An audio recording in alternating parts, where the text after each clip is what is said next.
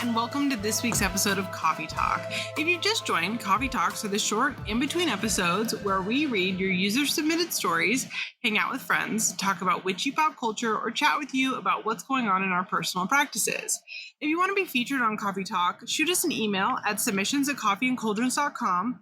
You can head to our website and hit the submission form at coffeeandcauldrons.com, or you can now send us a voicemail at 351-207-0799. You can send us your tips, your ghost stories, or any funny kind of story that you think the community would love to hear. Be sure to let us know if we can share your name or if you would prefer to be anonymous. Your social media usernames are also a great way to get credit. Now, as you can tell, I did the whole intro because Maria is on holiday. She's in Vegas this week. So I am joined by Olivia of the Witch of Wonderlust. Hello, Olivia. Hello, how are you? I'm good. How are you? I'm so good. I just got back from a trip this morning, so I'm I literally snatched in my living room.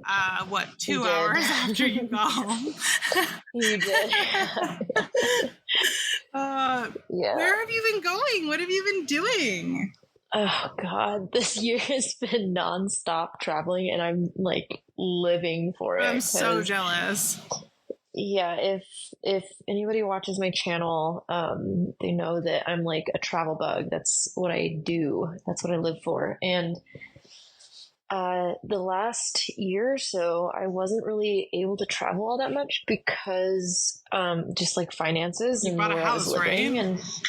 And no, so my ex bought a house, and I was living there with him. Gotcha. But the mortgage was so out of my price range. Yeah.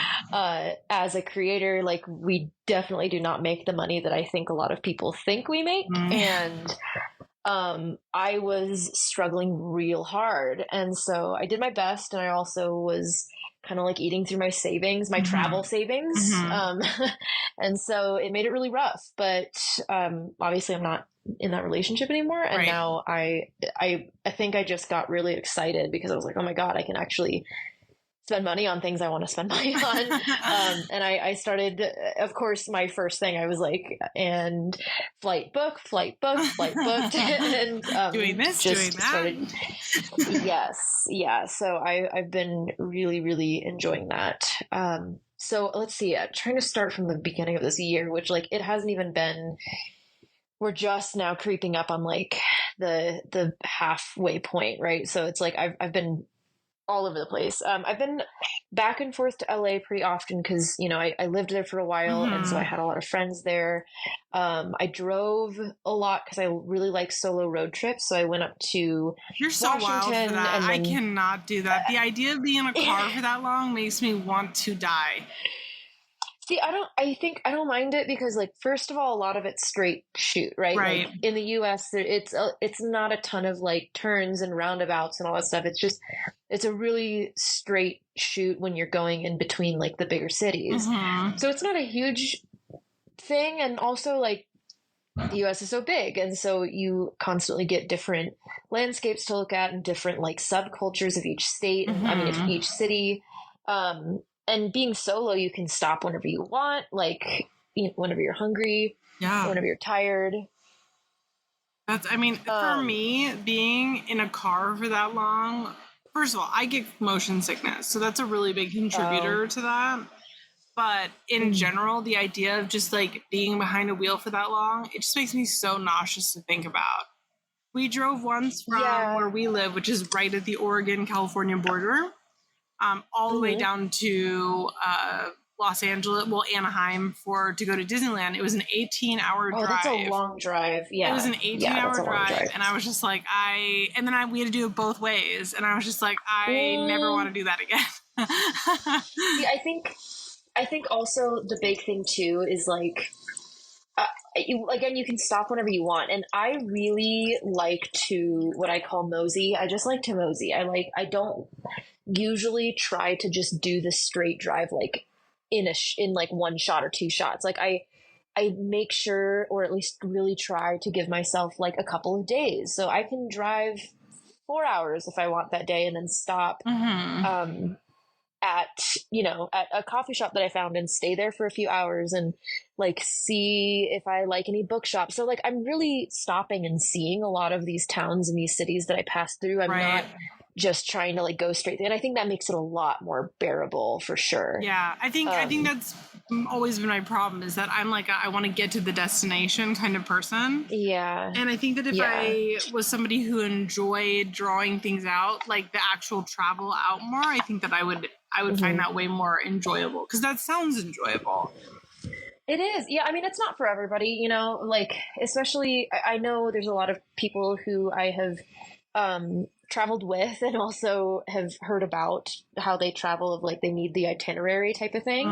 And, they kind of need like, okay, I need to know what towns we're stopping in and how long this drive is going to be between each stop, and like bathroom breaks and where we're going to eat and what we're going to do when we get into every stop. And it's like, I really just kind of wing it. Like I know my destination, and anything in between is free game. Yeah. So it's a lot more fun, I think, and more enriching for me to do that. But I totally get that like people like having something to expect, of like, okay, I know what I'm getting myself into with this. Whereas I don't think my anxiety could ever allow me to not have some kind of itinerary.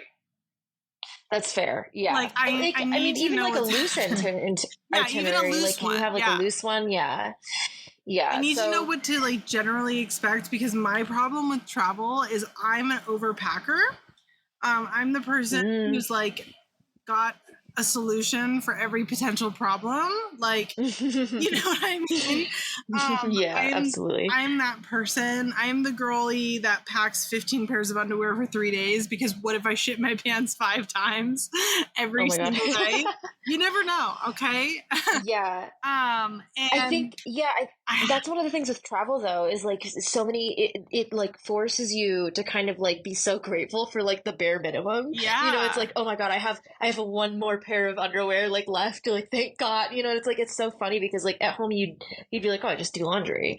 But it's like, well, when's my next opportunity to do laundry? And it's like, I think it's the fact that all these little things that you would usually take for granted are suddenly like the best thing ever. So then like when you do find like something so simple, like a little cafe with like a really good cup of tea, you're like, oh, I'm so grateful for this.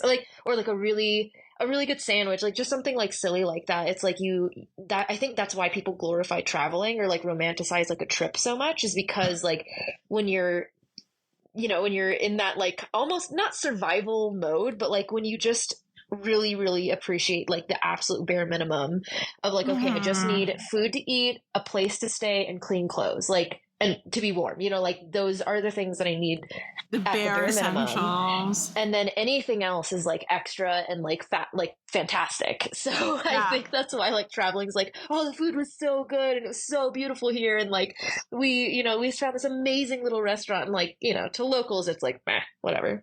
Yeah. I mean, okay, so then my question to you becomes, what has been your favorite find in the last year while traveling? Oh, that's so hard. Okay, top three. Okay. Let's see, top 3. Okay, so I just got back from a trip. I took a train in the US to travel for the first time. Oh, that's so fun. I've done that. Now that I really like. yeah, it's not bad. We did do really long trips. So we went from Denver to Chicago, which is a 19-hour trip. So that was a little strenuous, but it wasn't terrible. Right. So we hit Chicago, Cleveland, Buffalo, and Boston, and then Salem. And because I've never really been like too far out on the east at all. And so let's see, Chicago, there was a bookstore called Unabridged Bookstore, and my biggest regret on this whole trip is I didn't buy something from them. And I there were so many books that I wanted to, but I pack really, really light, and I don't have like any room usually for any kind of souvenirs. So I really wanted to get this book, but I didn't. But this bookstore is a queer and woman-owned bookstore, and they have the biggest selection of like queer books I've ever seen. It was so cool. What was it called? And it was called Unabridged Books, Unabridged Bookstore. Yeah, and it's in downtown Look it up. Chicago, or yes, not downtown. It's in like the city of Chicago. And it was like walking distance in one of the AIDS gardens that they had, which was a little underwhelming, but it was beautiful. And so that was a really cool place to be. And then there was a gorgeous cemetery in, oh gosh, it was in Salem, but I don't remember what it was called. Hold on, I'm gonna look it up right now. I like the East Coast cemeteries a lot, like the old East Coast cemeteries. The whole, like, I mean, I say this knowing that this was happening pretty much everywhere at this time, but because I'm on the West Coast, you don't see it as much.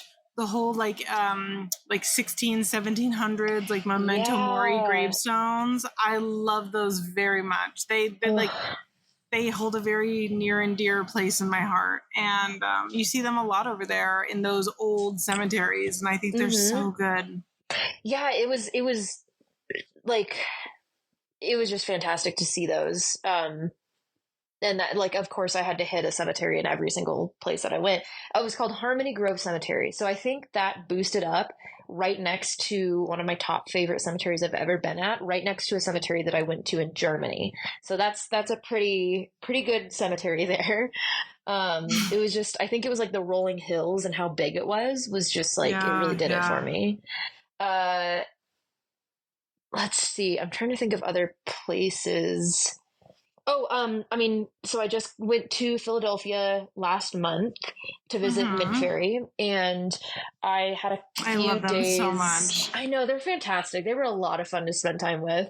I had a few days to visit, like, just places on my own, and but also Mint Fairy, they took me to the Mutter Museum, and I have a special place in my heart for, like, medical oddities and things like that. And this museum had I mean, like, yes, of course you do. I know. I say this is why we're friends. Yes, we both like the weird stuff. Exactly. So this museum had so many, like, specimens that I'd only ever read about in books. So it was really exciting for me to, like, see all of that. Yeah, I've been to, like, some really cool places as of 2024 as it began. So it's so fun. Really, yeah, it's been a lot of fun. But do you have any plans for this year? Any travel plans? Yeah, well, first and foremost, end of this year, my baby brother's getting married. Oh, congratulations. Which is so exciting. I'm so excited. I mean, him and his fiance have been together for like 5 years at this point. So this is not, this has been a long time coming. But I'm very excited for them. I love my sister-in-law very much, so I'm very excited for that. So I will be going to Columbus, Indiana in October. Riveting. Not to brag, but I'm going to be going to Columbus. I've never been there, so yeah, you never know. There's some towns and cities that really, really surprised me. So, I mean, I haven't looked at anything up about Columbus yet, but their venue is very cute. So that's exciting. I think that's going to be really great and fun. I'm a little nervous because I have 2 kids now. Traveling is a little complicated. I did Australia with my eldest a year and a half ago. And that was a journey. I bet that was a learning experience for sure. It was a learning experience, down to little things like they got motion sickness or altitude sickness. I'm not certain, but the way out there was a lot of vomiting. Whatever that is that occurs on airplanes that makes people a little tummy sick, that happened. So this time I am prepared. I've got Dramamine already on the checklist. I got those little, like, blue vomit bags that they give you in school. And I'm prepared this time. So good. Yeah, because I just felt so bad. You know what I mean? Oh, poor thing. Especially when they're so little, it's so hard for them to understand, like, why they're throwing up and why this is happening. And and there's been poor thing. They're twice as old as they were then now. So hopefully they'll be more understanding if that does happen. Just even if they're having a horrible time, being able to explain what's happening will hopefully go better. So on that. Yeah, traveling as a family must be so hard. It wasn't that bad. Honestly, like when I went to Australia, it was solo. So it was me and my now 3-year-old. And that I was really expecting to be just horrible. And it actually wasn't that bad because we had overnight flights. So good. Okay, so you slept most of the way? Yeah. Aside from the throwing up, we were able to sleep most of the way. Good. And same with the way back. So I'm just kind of hoping to plan similar for that trip. And like my husband will be there this time and all that. So hopefully it'll be a little bit better. Good. Yeah. Well, Godspeed. Thank you very much. Of course. But yeah, it's one of those things that I think that travel is something that a lot of us take for granted. Because we do live in a country where you can just drive. Do you know what I mean? And drive and drive and drive. And I was having a conversation recently with a friend, because like I obviously have a passport. My whole family, everyone in my family has passports, and we have traveled outside of the country a lot. But I think a lot of people that don't live in America don't understand like how different America is, like everywhere that you go.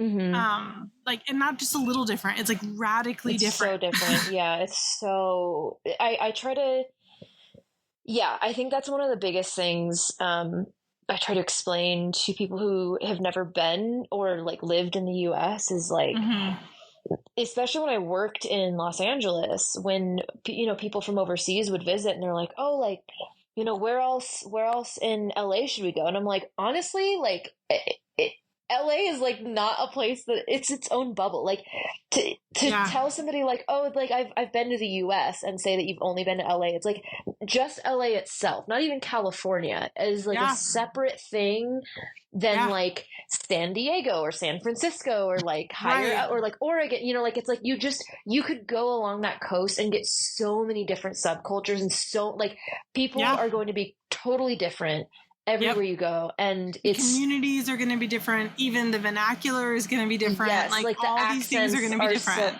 One of the things that I was with my companion on this like current trip, we were like looking at all these pigeons, because I was like, I like the birds, like the city birds. I don't know, and I don't. I hate birds. I want them all dead. Oh, but continue with your crazy dinosaur feet, dog. Not the government drones. Oh my god, the flying rats with dinosaur feet. They're terrible. But anyway, continue. There's so I was joking, because I was like, oh, the little pigeons saying like having their coos. It'd be funny if like in the ones in Boston would just be like ka. Cat, just like instead of cooing.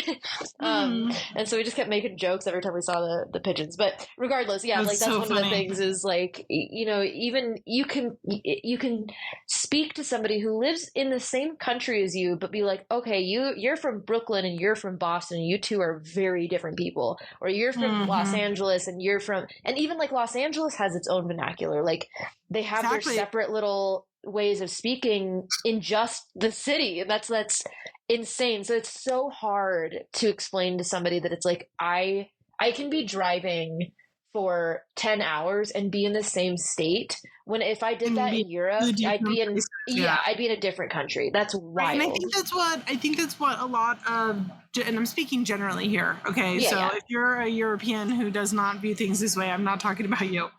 But a lot of Europeans that I have spoken to, they tend to not realize like how, I can drive for 18 hours and stay in the same exact state.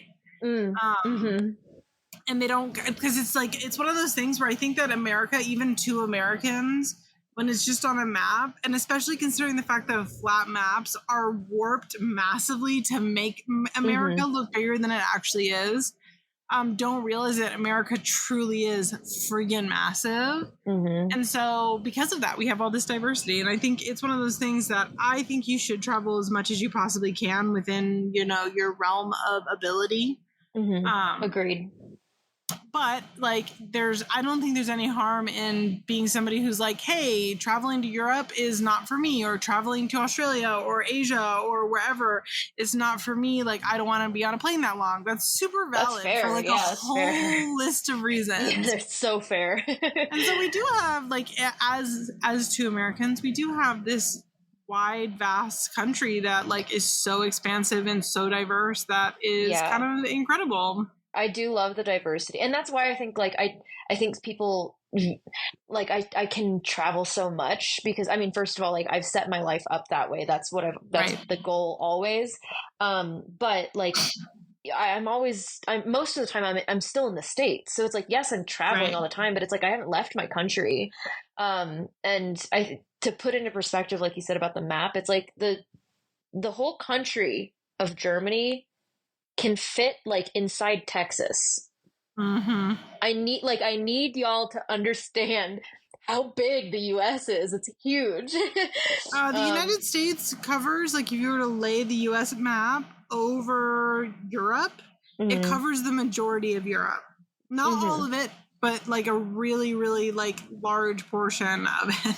Yeah, so it's kind of wild out here, but definitely one of the things that I do.